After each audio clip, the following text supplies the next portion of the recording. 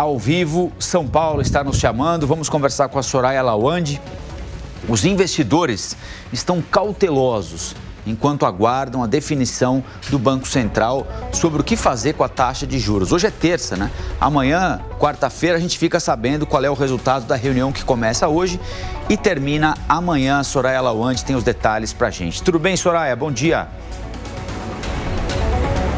Oi, Colombo, tudo bem? Bom dia para você, bom dia para a Lívia, a todos que nos acompanham. Você falou aí uma palavra, né, cautela. Isso tanto na visão de mercado, dos economistas que a gente tem conversado e dos próprios economistas do Copom. Essa é a palavra-chave ultimamente, né? Desde o ano passado a gente vem acompanhando esse ciclo de cortes na taxa básica de juros e isso deve ser tendência daqui para frente até chegar, né, naquela expectativa de 9%. Então, a agenda é bastante relevante essa semana, né, que tem como destaque as decisões não só aqui no Brasil, mas também decisões monetárias dos Estados Unidos, que vão ser anunciadas na quarta-feira. E na avaliação dos membros do Copom, não há motivos aí para uma mudança na atual, até entre aspas, plano de voo, né, de retirada gradual daquela restrição de política monetária, acrescentando que vão continuar a projetar que a Selic vai, de fato, chegar aos 9% previstos.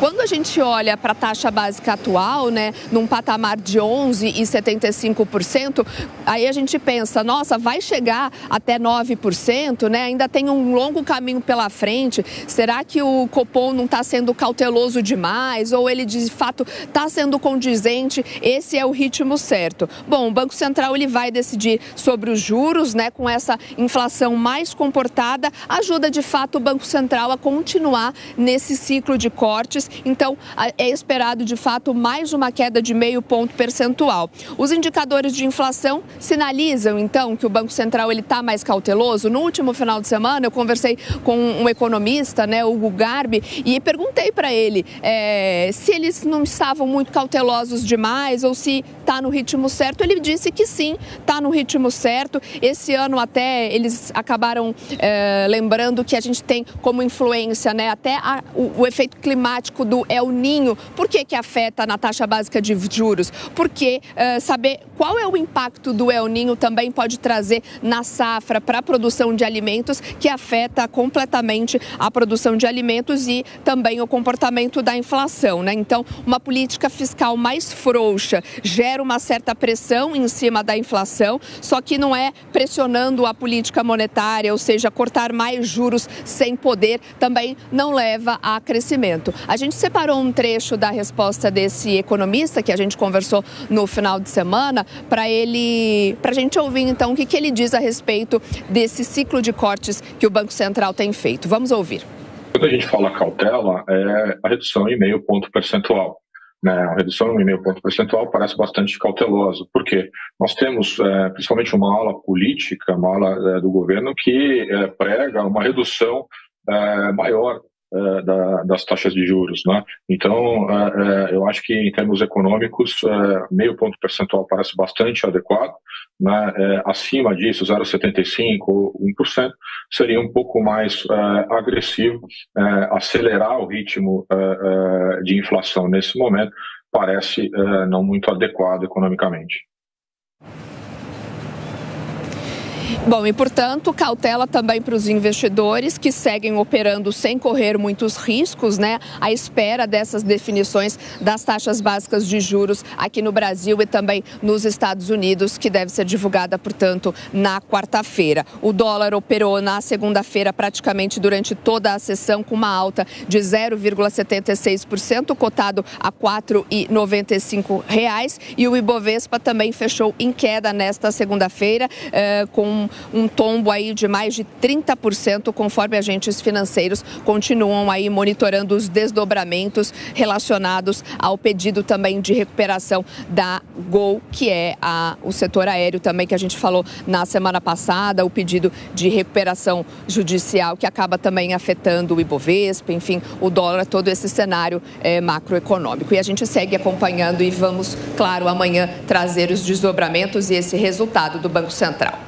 É isso aí, valeu, Soraya. Soraya Lawande conversando com a gente ao vivo, direto de São Paulo. Nós vamos a Brasília agora, tem informação, tem análise, tem opinião também com o Zé Maria Trindade. Zé Maria, bom dia, bem-vindo mais uma vez. Hoje, ao que parece, há uma unanimidade na expectativa da redução, hoje não, amanhã, né, na redução de 0,5% na taxa de juros, mas o anúncio do déficit fiscal no ano passado, de mais de 2% do PIB, o ministro da Fazenda atribui a pagamento do que ele chama de calote do governo anterior, precatórios, mais de 90 bilhões de reais, mas mesmo quando descontado esses 90 bilhões de reais, o déficit continua sendo muito alto, o segundo maior desde 1997, só perde para o governo Dilma, quando aconteceu o que a gente sabe muito bem o que aconteceu, um tombo em 2 anos do PIB de 7%. Nunca antes na história do Brasil tinha acontecido algo semelhante.